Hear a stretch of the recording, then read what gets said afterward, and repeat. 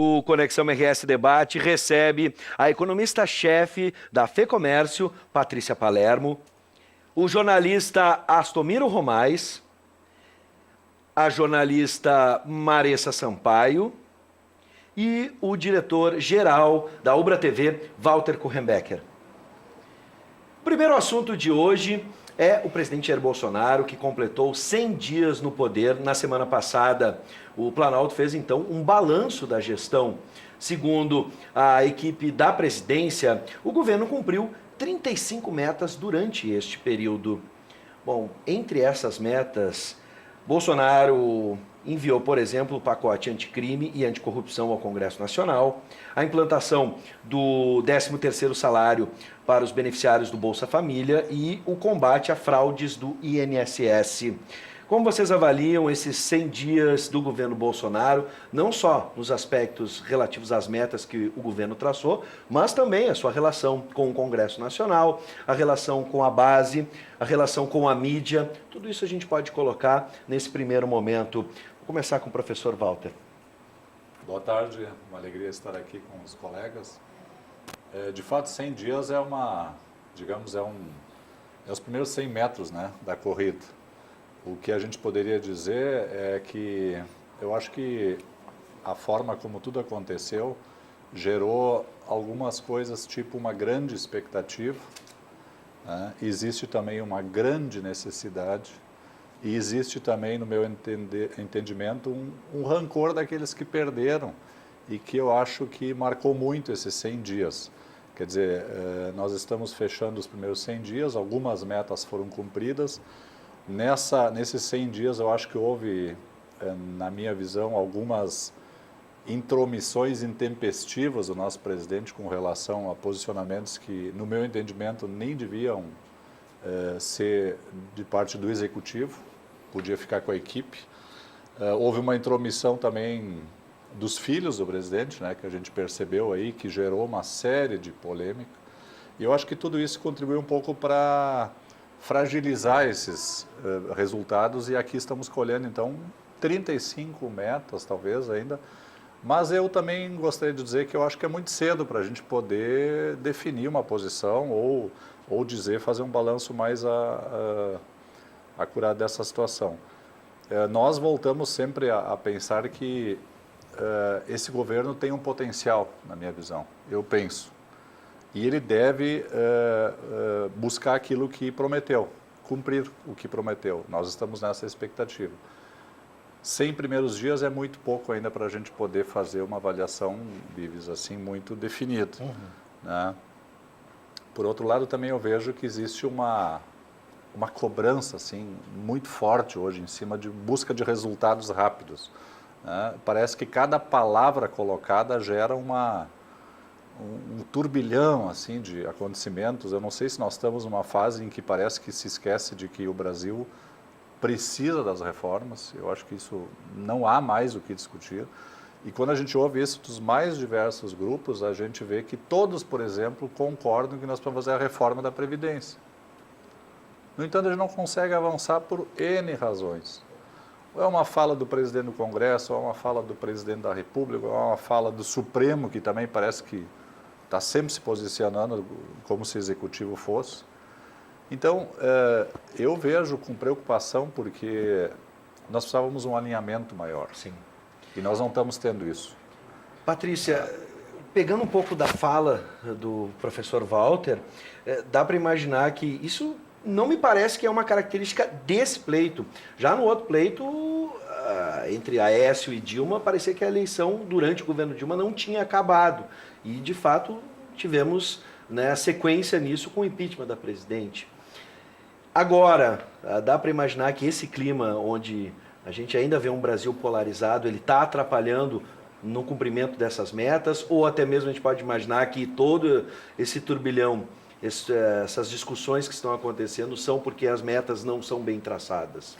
Olha, quando a gente enxerga esses 100 primeiros dias de governo, 100 primeiros dias de governo são sempre aquele momento de lua de mel entre aquele que foi eleito, né, com os seus eleitores, né? Existe esse voto de confiança. essa eleição foi um tanto atípica, né? Muitas pessoas votaram no presidente Jair Bolsonaro, mas também muitas pessoas votaram contra o outro candidato. Então, quando o governo chegou, ele tinha que se afirmar não só perante a pessoas que não votaram nele, mas também perante a um grupo significativo de pessoas que não votaram nele especificamente, mas votaram contra o outro candidato. Eu acredito que quando a gente olha para esses 100 primeiros dias, uma coisa muito importante que aconteceu foi a apresentação da reforma da Previdência, né? Hoje a gente tem ali, dentro da economia, um núcleo, né, encabeçado pelo Paulo Guedes, que é muito respeitado e que o mercado coloca muitas suas fichas, né? Por quê? Porque parece ter uma visão clara do que precisa ser feito no Brasil, né? Mas só que a agenda do executivo só vai andar se respeitar o tempo e as relações com o legislativo. E isso está tumultuado. E aí a gente tem que dar talvez um tempo um pouco maior, mas tem que cuidar para esse tempo também não ser excessivo, né? De ajustamento dessas relações entre o executivo e o legislativo e até mesmo do governo enquanto governo. Porque a gente não pode esquecer que o Bolsonaro, ele advém do baixo clero do legislativo, né? E o que se formou como PSL foi, na verdade, uma constelação de pessoas ao redor da figura do Jair Bolsonaro.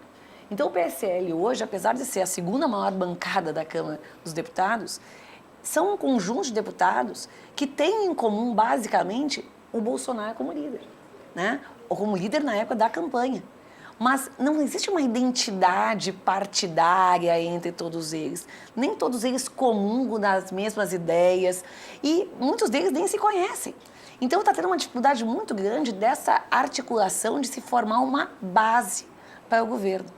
Só que o governo precisa articular uma base para conseguir fazer com que dentro do Congresso Nacional as suas medidas, a sua agenda, por mais correta que esteja, consiga avançar, né? Porque se a base não estiver bem articulada, a oposição, por mais pequena que seja, ela pode ser tão estridente a ponto de trazer para si o centrão. E no momento que ela traz para si o centrão, ela consegue bloquear todo e qualquer tipo de ação. Por quê? Porque vamos lembrar de uma coisa importante, né? Dentro do Congresso Nacional, só consegue pautar a agenda quem é a maioria, né? A outra parte, ela consegue fazer freios, mas ela só consegue fazer agenda quando ela é a maioria. E se conseguir atrair o centrão para algumas das suas demandas, né, pode ser que a oposição barre coisas que toda a sociedade já entendeu que são coisas importantes para serem feitas, né?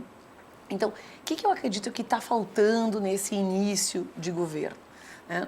A gente já tem ali, por exemplo, pessoas que são amplamente respeitadas. Eu vou dizer o nome do Paulo Guedes, o ministro da Justiça, que é o Sérgio Moro. Existe um ministro também muito respeitado hoje na parte de infraestrutura, né?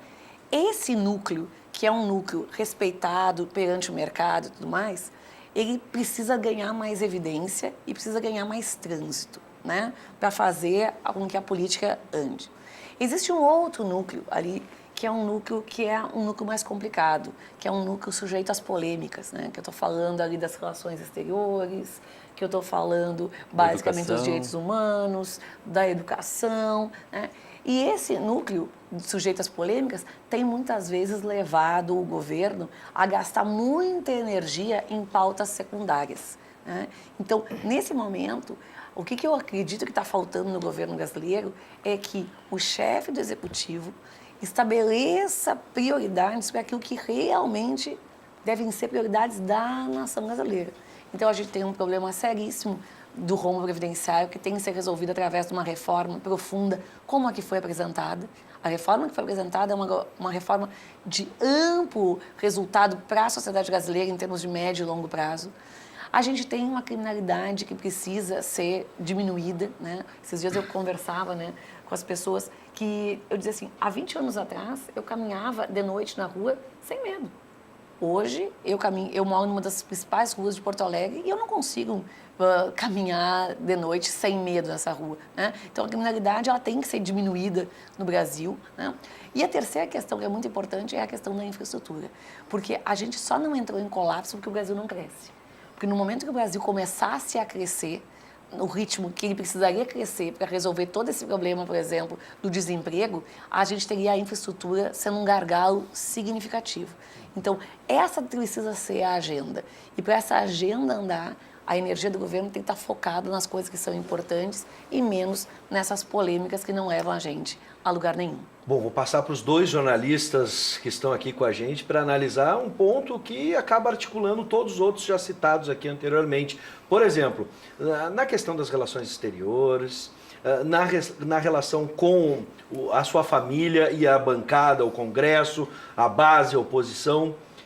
Como é que vocês entendem o governo Bolsonaro com essa energia desperdiçada em questões que realmente não estão como prioridades hoje da nação, especialmente quando a gente tem 13 milhões de desempregados, entre outros. Peguei 2 pontos aqui que já estavam na pauta, né? A viagem a Israel, né, que desagradou, por exemplo, a bancada ruralista, que é base do governo, e também a participação dos filhos, gerando um mal-estar, por exemplo, com o presidente da Câmara dos Deputados, Rodrigo Maia. Professor Astomiro. Eu acho que a revelação da pesquisa de popularidade do presidente, exatamente em cima daquela questão da lua de mel com o seu eleitorado, enfim, ela se frustrou tremendamente, porque é a mesma coisa que você ser convidado para um grande baile e ter que dançar a noite toda com a tua mãe, né? Então me parece assim muito essa coisa de bate-cabeça entre o próprio grupo, que as grandes crises que a gente percebe no governo são geradas no próprio governo. E a sua incapacidade de articular exatamente com o legislativo, né? Ter esta conversa, se o grande objetivo, né, é a questão da reforma da Previdência no momento, né? O que o governo efetivamente tem feito? Eu quero, mas no fundo eu não quero, né? Então fica esse jogo de querer mostrar para a sociedade que, né, tem que fazer, mas eu não quero muito. Então esse populismo, entre aspas, né, que acaba gerando toda essa dificuldade, né? Então a própria reforma da Previdência não anda, por quê? Porque falta uma articulação política. E eu perguntaria para vocês, demais colegas aqui, né, o que nós temos nos 100 dias, porque 100 dias, eu até discordo um pouquinho do professor Walter, né, que não é tão pouco tempo assim, não precisa tirar todo o sangue do cidadão para fazer o exame de sangue e verificar que o cara está doente, né. E parece que 100 dias refletem, né, bastante do que se propõe o governo. E eu perguntaria para vocês, quais são as ações propositivas do governo nesses 100 dias, no âmbito da educação, no âmbito da segurança, no âmbito da saúde, né? Quer dizer, a gente não consegue perceber, eu pelo menos não consigo perceber, né? Eu que trabalho com livros, até hoje eu estou procurando, esperando ansiosamente que eles falem um pouco sobre educação, sobre livros, etc. Tal. Eu só vejo falar em arma, parece esse fetiche, essa glamorização da violência. É uma coisa que não nos leva adiante, né? Isso só nos retrai. Então fica esta briga que você citou, a questão da família, né? É um que palpita aqui, outro que tuita de lá. Então, sabe, vão criando os problemas que vão tirando o foco. Me parece que os grandes objetivos, as grandes metas do governo não estão esclarecidas até hoje, né? Ficam brigando por picuinhas e aí vamos aumentar a questão vamos tirar a fiscalização eletrônica das rodovias federais, vamos aumentar de 20 para 40 pontos a cassação da habilitação. Então começam a aparecer uma série de outras questões menores que não nos levam, não nos dão a esperança, a expectativa de que alguma coisa vai mudar, né? O próprio Ministério parece que não se entende, né? Existe ali um bate-cabeça. O que foi o Ministério da Educação, né? Quer dizer, o seu Vélez, com a sua visão totalmente limitada, né? Um inepto para a função, obviamente, né? Então, não é um técnico escolhido pela sua capacidade. Inclusive, pessoas falsificando currículos para dizer que são isso, são aquilo, que não são, né? Então, isso tudo gera uma pressão. E eu acho que quando há um descrédito, né? Quando se perde, digamos assim, a confiabilidade nas estruturas, nas instituições, isso é muito perigoso. Eu vejo isso com uma preocupação tremenda. Sim. Até porque eu tenho netos, enfim, né? Então a gente pensa num Brasil, né, que tenha uma infraestrutura bem, né, fundamentada, que crie projetos para a economia, enfim, né, para todos os elementos que compõem, né, o futuro de um país. Maressa, há quem pense que, por exemplo, esses ruídos todos são parte de uma estratégia, por exemplo. Em diversos momentos, diversas ocasiões, a gente viu o governo lançando informações, recuando frente à opinião pública, se fala nesse desarranjo, desarticulação, passando, por exemplo, por um processo de comunicação, de se comunicar bem com a população e com o legislativo. Não acredito que exista tanto, que isso não seja tanto uma estratégia. Eu vejo o governo muito bagunçado, muito confuso em muitas áreas. Se a gente for analisar os ministérios, que o que foi prometido eram ministérios extremamente técnicos, e a gente vê que hoje os ministérios técnicos e que têm respeito do mercado e da sociedade, de fato, são 2 ou 3, e os outros estão aí botando lenha na fogueira. O Ministério das Relações Exteriores é extremamente importante para um país fundamental. O Brasil é um país que tem uma tradição diplomática de apaziguamento, de não intervenção. Então, hoje em dia, o nosso ministro e o nosso presidente mesmo, eles estão opinando sobre assuntos que não têm nada a ver com o Brasil, que o Brasil, no máximo, deve ficar calado ou sempre tentar interferir no sentido do apaziguamento. Então, essa pergunta em relação a Israel, por exemplo, não é um problema o presidente brasileiro visitar Israel. O presidente brasileiro deve visitar Israel, mas tem que ser sensível às questões que estão acontecendo há milênios na região e que se refletem aqui. Vou agradar aos evangélicos, mas a custo do quê? Então, tanto que ele já recuou. Eu vejo, sim, que o governo lança algumas coisas e vê que a reação é extremamente negativa, muitas vezes, e recua. Mas não porque essa era a intenção inicial, e sim porque também pode ser considerado até como uma qualidade voltar atrás, né, quando as coisas não saem. A questão da embaixada em Israel, a gente sabe que não é assim para se criar uma embaixada, para mover a embaixada de Tel Aviv para Jerusalém. Aí vai ter o conflito, né, da bancada da Bíblia e da bancada ruralista. Quem é mais forte? No momento é a bancada ruralista, creio eu, né? Sim. Então, não vai acabar saindo essa embaixada, muito provavelmente. Vai ter um escritório, vai ter um meio termo. Então, e assim como a questão do nazismo ser de esquerda, de que é possível perdoar o nazismo, esse tipo de coisa, o nosso presidente não tem que estar falando, nem o ministro das Relações Exteriores, sabe? É ruim para todos nós, né? Pro Isso país. é péssimo para a imagem do país, sabe? Mostra um desconhecimento tremendo de história. Tu não pode explicar, tu não pode ensinar para os alemães o que foi o nazismo, sabe? Então, tu não pode tomar partido num conflito de milênios, que é a questão Palestina e judeus, Israel, né?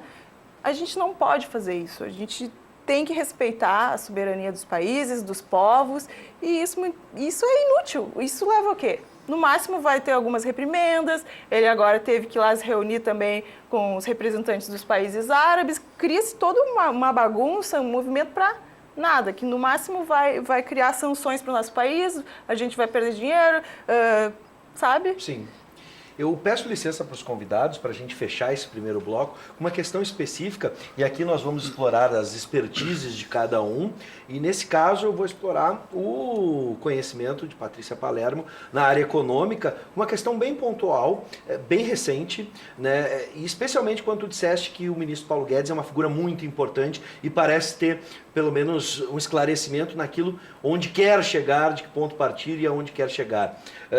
Nesse aspecto, a gente tem uma medida tomada recentemente, anunciada pelo presidente Jair Bolsonaro, com a política de preços da Petrobras referente ao diesel, o preço do óleo diesel, né? Tentando controlar, de certa forma, com a justificativa de que não gostaríamos de passar de novo por uma greve dos caminhoneiros que praticamente parou o Brasil em todos os aspectos, não só nas vias, na mobilidade, mas também na área econômica. A questão da política de preços da Petrobras, a gente tem essa exceção, né, esse argumento de exceção para se utilizar, ou isso realmente vai contra, por exemplo, as ideias de Paulo Guedes? Olha, eu acredito que isso foi um erro que aconteceu nos últimos dias, tá? E por quê? Porque coloca em xeque uma das coisas mais importantes que ganhou muito apoio de uma parcela significativa do mercado, que foi dizer o seguinte: olha, eu tive um passado, isso pensando em Jair Bolsonaro, né? Eu tive um passado em que eu era mais estatista, que eu entendia e achava importante intervenções, mas eu aprendi com o tempo e agora estou me deixando catequizar por alguém que tem ideias que podem fazer com que o Brasil, de fato, deslanche, né? Quando ele chega no poder e ele faz uma atuação como essa e intervém, a reação na Bolsa foi imediata, né? que acontece? Você está sinalizando que, na verdade, aquelas palavras eram palavras que podiam ser palavras ao vento, palavras simplesmente para conquistar pessoas num determinado momento do processo eleitoral, e que agora a gente podia ver repetido uma política de natureza intervencionista que agora teve o seu primeiro capítulo, mas que pode se repetir daqui por diante, né? Eu acho que foi uma ação muito ruim, eu acho que vai ter um custo significativo, né? E não é um custo que se reverte de um dia para o outro. Vamos lembrar que confiança não se pode quebrar, né? Para ganhar confiança leva tempo, perder basta um ato, e esse ato foi um ato bastante significativo, né? Então, o que acontece nesse momento?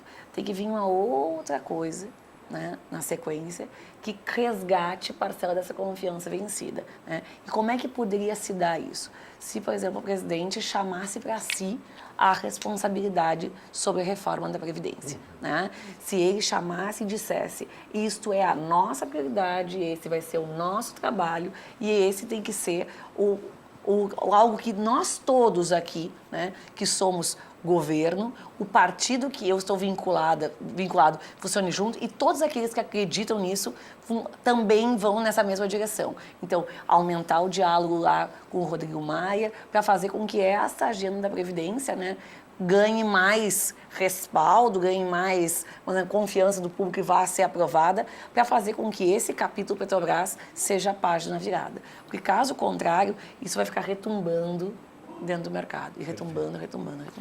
Bom, senhores, senhoras, a gente faz a nossa primeira pausa. Você aí de casa, continue com a gente. A seguir, aqui no Conexão RS Debate, vamos fazer um balanço dos 100 dias do governador Eduardo Leite. E ainda nesta edição, a polêmica decisão do Supremo Tribunal Federal, que teria censurado 2 veículos de comunicação. Nós já voltamos, fique por aí. Continuamos com o Conexão RS Debate. Estão aqui com a gente a economista-chefe da FEComércio, Patrícia Palermo, o jornalista Astomiro Romais, a jornalista Maressa Sampaio e o diretor-geral da Ubra TV, Walter Kuchenbecker. O mês de abril marcou os 100 dias do governo Eduardo Leite. Possibilidade de repasse de estatais, plano de segurança pública, são algumas das primeiras medidas do governador gaúcho. Neste bloco, a gente analisa alguns desses primeiros passos do governador Eduardo Leite. Bom, vamos começar, né, em debate aqui. Tivemos recentemente a presença do deputado estadual Sebastião Melo, do MDB, do deputado Luiz Mainardi, do PT, e do deputado Matheus Vesp, do PSDB, que reconheceram que o período ainda é pequeno no consenso deles para avaliar o governo de Eduardo Leite. Mas reconhecem que também temos tendências, já indicam tendências. Em meio às dificuldades financeiras, que acredito que seja o principal problema do Estado hoje, colocar estatais lucrativas como o Banrisul em possíveis acordos com a União, isso é uma alternativa viável. O Estado quer o setor energético com algumas estatais, mas a menina dos olhos do governo federal é o Banrisul. Como é que a gente pode fazer essa negociação? E se essa negociação nesses moldes é fundamental? Começo com Maressa Sampaio. Olha, eu começo elogiando, eu acho que enaltecendo o poder de diálogo do governador. Eu acho que nunca houve, ou pelo menos nos últimos 20 anos, nunca houve um ambiente tão positivo político em relação ao início de um governo. Acho que muito também pela imagem do governo Sartori, pelas estratégias mal sucedidas de ligação do nome do ex-governador Sartori à figura do Bolsonaro, criou-se um ranço tão grande em relação a ele que o Eduardo Leite foi abraçado, digamos assim, por todos, né, que estavam contra esse sentimento aí, contra essa ligação. E hoje em dia eu vejo o Eduardo Leite dialogando com todos os campos da sociedade. Eu acho isso muito interessante. Eu não tinha ainda vivido uma época assim, os 3, 4 primeiros meses, ele ainda está dialogando com todos. Claro, defendendo seus pontos, os seus pontos de vista, defendendo as parcerias público-privadas, privatizações, mas eu vejo que há uma boa vontade ainda. Eu acho que ele deveria, então, aproveitar essa boa vontade para ir colocando os seus planos, porque eu não sei até quando vai durar também. Mas a grande chiadeira, né, que deve começar em algum momento, ainda acho que tem mais uns meses aí de calmaria. Então, não me surpreendeu porque ele construiu isso ao longo das eleições, mas ultimamente eu tenho acompanhado um pouco as redes sociais dele, ele sempre muito direto, respondendo a críticas, dizendo que vai dialogar com todos sim, que vai falar com a esquerda, com a direita, com os sindicatos, com os funcionários públicos, até, se eu não me engano, recebeu o MST, que eu acho que isso pode até chocar algumas pessoas. Então, é uma pessoa que está disposta a conversar. Agora, daqui a alguns meses, não sei, quando começar a apertar ali, porque ele diz que vai cortar privilégios. Sim. Ele defende reformas também no âmbito estadual, vai atingir com certeza o funcionalismo público e aí é que começa o barulho. Professor, em um estado historicamente tão dividido entre chimangos e maragatos, temos aí uma oportunidade. Muita gente fala que se o diálogo continuar dessa forma, quem sabe teremos o primeiro governador reeleito na nossa história. Se ele quiser. Se ele quiser, tem mais isso, Eu não né? acho que ele queira. Mas a gente está vivendo um momento de união, temos a possibilidade de viver esse momento, na sua concepção?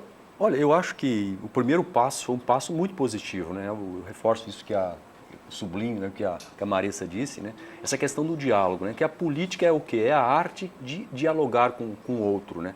Então é desta conversa, né, da convergência de interesses não pessoais, mas do Estado como tal, é que vão surgir os grandes projetos, as ideias, enfim, o alavancamento, né, daquilo que a gente se propõe como Estado. A gente sabe que o Estado vive uma situação muito crítica, né? E é necessário que haja uma união de forças. Eu acho que nesse aspecto, assim, a posição dele, né, de conversar com o CEPERS, quer dizer, é uma coisa que nunca houve, né? Quer dizer, historicamente, há esse embate do governo com a classe dos educadores. O cara vai lá e senta à mesa, conversa com eles. Eu não sei até que ponto vai durar também, não pode ficar só na conversa. Olha, existe um momento que é o momento da ruptura e que você deve começar efetivamente a implantar as coisas, né? Eu vejo com preocupação essa ânsia muito grande com a questão da privatização, porque eu sempre disse que quando tudo for privado, seremos privados de tudo, né? Então, acho que tem que ter um olhar também para isso, essa história de ele lutar tanto por essa PEC que tira, né, essa função plebiscitária de que as pessoas decidam, né? Eu me sinto extremamente, às vezes, indignado com essa história de repente, alguém define, um cabeção lá do alto, define o que vai fazer com a coisa que é de todos nós, né? Pô, pelo menos eu quero ser consultado, quero que as pessoas digam, né? Mesmo que digam que vá contra o meu pensamento, a minha convicção, né? Não, vamos privatizar porque é melhor por isso, por isso, por isso. Mas que as pessoas decidem, não uma pessoa, né? Por interesses, sabe Deus quais são, né? Sabe Deus quais são, decide, né, a privatização. Eu acho que isso é esse exercício que nós temos que fazer. Então me preocupa essa ânsia de tudo privatizar. Nós tivemos experiências já muito negativas na própria Argentina, né, onde existem coisas estratégicas que não podem ser entregues para a iniciativa privada, né? De repente, a água, vamos privatizar a água, o caso que aconteceu na Argentina. De repente, as pessoas lá da favela, eu que sou dono da água, não vou levar a água para a favela, porque primeiro vão ter dificuldade de me pagar, segundo vão fazer uma série de gatos, enfim, uma série de coisas que não dão lucro para mim e eu, consequentemente, não vou favorecer as classes que precisam desse serviço. Então, a questão estratégica de coisas essenciais à sociedade, algumas coisas precisam ser avaliadas muito bem, né? Não dá para entregar tudo, né, para a privatização. E essa velha história de privatizar a qualquer custo, a gente pode perceber muito claro sempre um movimento, né? Você primeiro vandaliza e depois privatiza, né? Esculhamba o processo, depois diz, isso não tem mais jeito, né? É só uma questão de gestão, mas é muito mais fácil dizer, isso não funciona, entrega para a iniciativa privada, né? Se o privado pega, por quê? Porque é bom, coisa ruim ninguém quer, né? Então, resta então ao governo ter responsabilidade de gerir isso com competência, com responsabilidade, né, para que as coisas, né, estejam a serviço do bem comum. Bom, um dos argumentos utilizados pelo governo, Patrícia, é que nós precisamos não só não é questão do caixa puramente simples, né, acertando também a relação com o governo federal, parando, né, tendo um respiro para pagar a dívida pública, mas também uma reestruturação do Estado, naquilo que é positivo ou não. O professor Astomiro deixou uma visão onde se questiona isso, a privatização de quais estatais. O governo tem um olho, o governo federal, muito grande no Banrisul. Afinal de contas, banco ainda é um bom negócio, ou podemos dizer, né, se diz aquela frase, né, um bom negócio no Brasil é um banco que dá certo, o segundo um banco que não dá certo, e aí depois vem os outros negócios. Mas enfim, como é que a gente pode equacionar isso? É uma questão de reestruturação mesmo do Estado, que passa por uma lógica toda, ou é para apagar um incêndio mesmo? Bom, deixa eu começar fazendo coro com vocês aqui no sentido de dar um elogio para o governador, né? Nesse tempo em que a gente discutiu tanto, um tempo tão bélico, né? O governador Eduardo Leite foi um cara que ergueu uma bandeira branca, né? E conseguiu fazer diálogo entre partes muito diversas da nossa sociedade, e isso é uma coisa que o Rio Grande do Sul precisa. Né?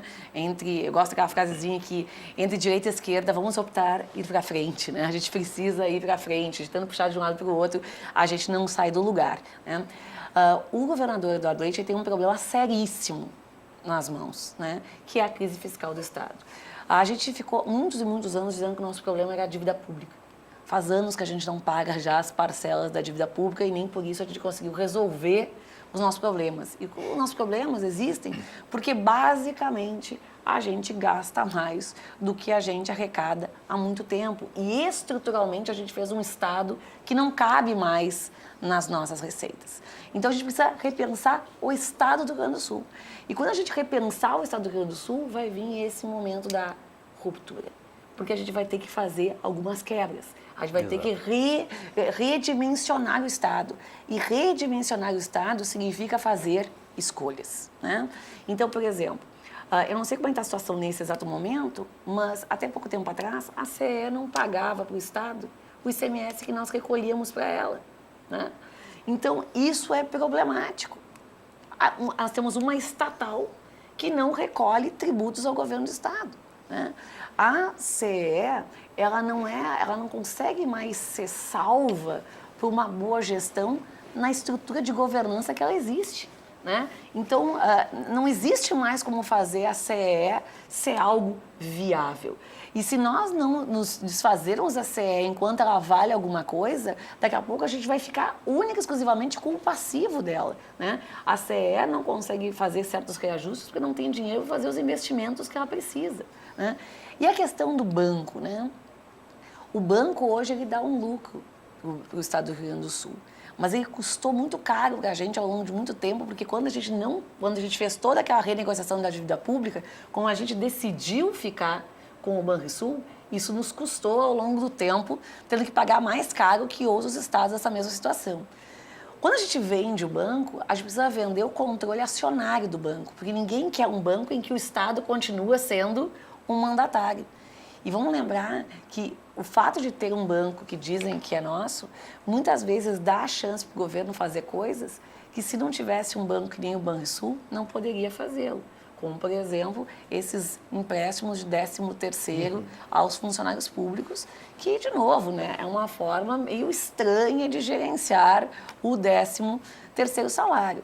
Então, hoje, por exemplo, só para a gente ter uma ideia, né, acho que foi no último ano e acho que no outro ano também, o Sicredi emprestou mais dinheiro no Rio Grande do Sul do que o próprio Banrisul, né? E aí, de novo, nós estamos falando de uma cooperativa de crédito, né? Uma cooperativa de crédito que existe em todo o estado do Rio Grande do Sul e conseguiu emprestar mais dinheiro, ser mais competitivo do que o próprio Banrisul.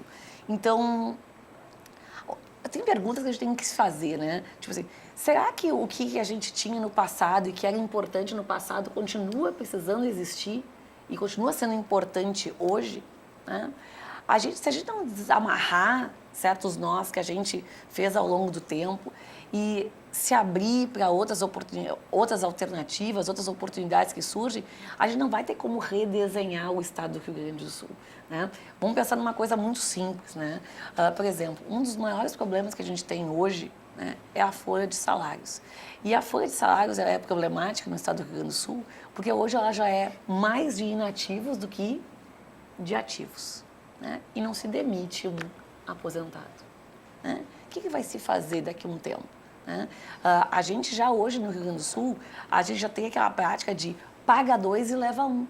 porque a gente paga 2 funcionários, sendo que um está aposentado e um está fornecendo serviço. Então, por isso existe essa noção também de careza do serviço. Pô, eu pago tanto imposto e não retorna. Claro, porque a metade já viram aposentados.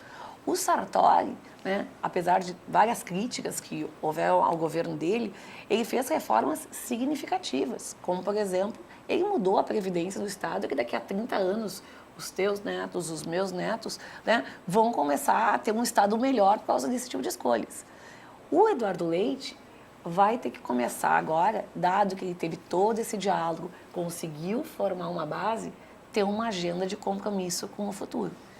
E aí, o que a gente espera, e aí de novo eu faço coro com vocês, né, é que ele consiga manter esse ritmo de diálogo, né, e consiga fazer as rupturas necessárias, né, para pactuar com um futuro melhor para todos nós, conseguindo manter essa base, né? A gente não pode esquecer que a coisa mais importante que aconteceu até agora, né, em termos de problemática desses primeiros dias aí do governo, foi a própria posição de um secretário na Secretaria de Desenvolvimento do Estado, que foi o maior ruído que teve foi a indefinição de um deputado, de um secretário. Sim. Se a gente conseguir manter ruídos nessa natureza, está excelente. Agora, a questão é como fazer com que os outros dias se mantenham no mesmo ritmo do CNM. Professor Walter, o desafio, listamos aqui alguns problemas, né? Primeiro, enfrentar a questão da criminalidade no Rio Grande do Sul, que está crescendo, especialmente com as atuações das facções aqui no estado, e aí o RS,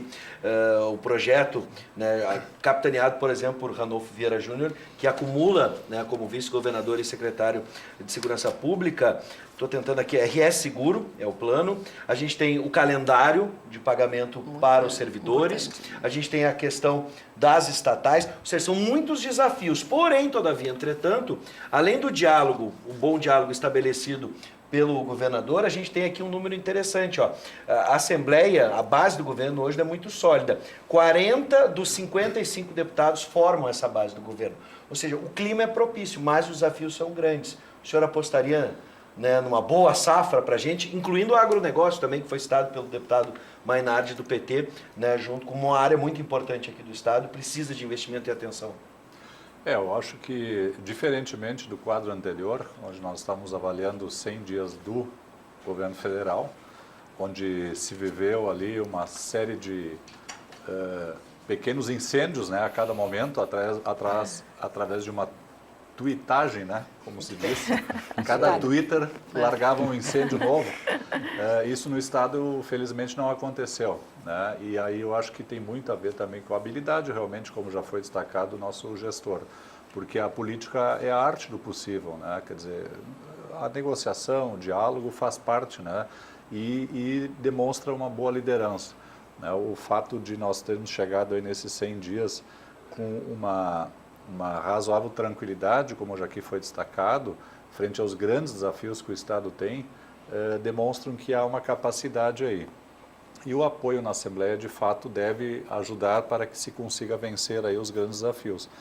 É bem verdade também que esse governador, ele não prometeu grandes coisas. Vocês lembram, né? Na sua campanha ele sempre prometeu fazer um bom diálogo e continuar o que foi bom, né? Continuar reformas do governador Sartori, que estão em curso, e desmobilizar um pouco o inchaço da máquina e do Estado, como também aqui já foi destacado. Não há como conseguir vencer isso, pagar a folha, né, de inativos, se não fizer uma desmobilização. E aí eu discordo um pouco, porque quando se fala, não, eu queria participar dessa votação, eu acho que essa votação começa nas urnas, começou nas urnas. Quer dizer, as pessoas que votaram ali se manifestaram. Então, o Estado, democraticamente, através dos seus cidadãos, se manifestou ali.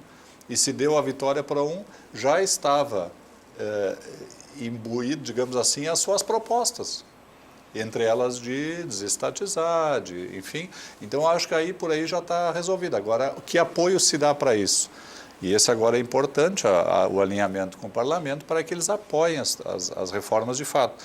Porque uma coisa é tu concordar que tem que desmobilizar o Estado. E na hora de acontecer, vamos fechar a fundação tal, vamos fechar a CE, vamos fazer... Aí começa o corporativismo, os grupos que... De pressão. Né, Conflito de interesse. De interesses, e aí, de novo, o particular se muitas vezes sobrepõe sobre o conjunto todo, né? Quer dizer, o Estado é mais importante, a segurança, por exemplo. Se conseguiu esse plano de segurança, eu acho que o secretário Ranolfo está fazendo um trabalho bastante positivo aí, né? E com muita credibilidade. Eu acho que isso tem que ir para frente, nós não podemos mais aguentar esse descalabro na área da segurança, né, com medo de deixar os nossos filhos e netos transitando numa rua, enfim. E eu acho que eles têm feito ações fortes nesse sentido, que inclusive, né, quebram de facções, enfim, a gente tem visto aí, isso nos alegra. E precisa avançar. Nós temos aí um desafio muito grande. Eu acho que o governador ele tem sentado, né, muito com todas as bases aí, e agora precisa se tomar decisões que vão passar pela Assembleia. Nós estamos, assim, eu acho, bastante esperançosos, e precisa ter um alinhamento também com o governo federal, sem dúvida. Senão, quer dizer que é uma coisa que vai ter que avançar lá para frente, até para a renegociação da dívida, né, que não há como, né? Só quero fazer aqui, não é a minha posição como âncora aqui hoje, mas eu, como todo mundo fez elogios, só preciso lembrar de um detalhe que eu acho, vou dar de advogado diabo aqui, e deixar a situação, pelo menos para a gente refletir durante o intervalo. Pelo menos na posição do plebiscito, há uma mudança entre a base do PSDB e o governador no período Sartori, né, favoráveis ao plebiscito, e agora colocando isso em xeque novamente. Só para a gente não lembrar que política nem sempre é um ambiente de paz e mar de rosas. As posições podem mudar dependendo do contexto, né? A história tem o seu contexto, né? E a gente precisa analisar dentro daquele período. Era oposição em um determinado momento, não era tão base do governo, pelo menos foi ali. Mas mesmo na oposição eles já tinham retirado o apoio ao plebiscito. Pois é. Que se realizasse naquela época. Pois é. O PSDB. Então, é só para a gente entender que os jogos políticos são jogos vorazes. Só para lembrar da franquia que fez sucesso nas telonas. Bom, você que está nos assistindo na telinha, no próximo bloco, a polêmica decisão do Supremo Tribunal Federal, que teria censurado 2 veículos de comunicação. A gente já volta, fique por aí. Continuamos com o Conexão RS Debate. Estão aqui com a gente a economista-chefe da FEComércio, Patrícia Palermo, o jornalista Astomiro Romais, a jornalista Marissa Sampaio e o diretor-geral da Ubra TV, Walter Kurrenbecker. Na última terça, o ministro Alexandre de Moraes, do Supremo Tribunal Federal, determinou o bloqueio das redes sociais de 7 pessoas investigadas por supostas ofensas contra a corte. Os suspeitos também foram alvo de buscas e apreensões realizadas pela Polícia Federal. Nesta semana, o STF já havia censurado reportagens do portal O Antagonista e da revista Cruzoé. As matérias retiradas do ar abordavam uma possível ligação do presidente do Supremo, Dias Toffoli, com a empreiteira Odebrecht. Como vocês analisam essas recentes decisões do STF? A liberdade de expressão está em risco? Eu começo com uma reflexão que veio fora do ar, mas que a gente achou pertinente. Patrícia Palermo.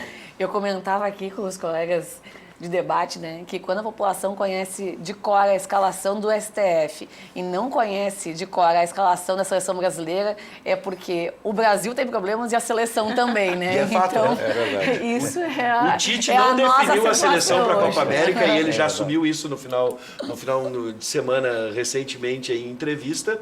E o STF, eu acho que todos sabem, né, De a cor. escalação de cor. Inclusive qual posição, se joga na direita ou na esquerda. Professor. Não, está demais, de fato. Eu acho que o STF está se manifestando ou se intrometendo, digamos assim, em questões que, no meu entendimento, não colaboram para nada, só geram uma grande confusão. Haja vista essa aí, por exemplo, de cercear a liberdade de expressão de 2 órgãos de comunicação.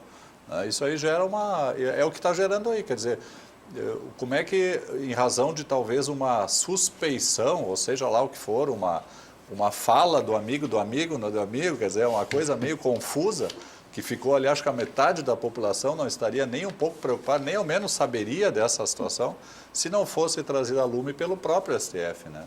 Então, eu acho que aí, de fato, na minha visão, foi uma canelada, né? E que vai repercutir, e está repercutindo no meio de tantos problemas que se tem, de forma negativa, né? Querem se meter em tudo, né? Daqui a pouco vão estar legislando até né, na casa da nossa mãe Joana, como diz o outro. Maressa, Respondendo a tua pergunta, sim, a liberdade de expressão está em risco. Ela está sempre em risco, na verdade.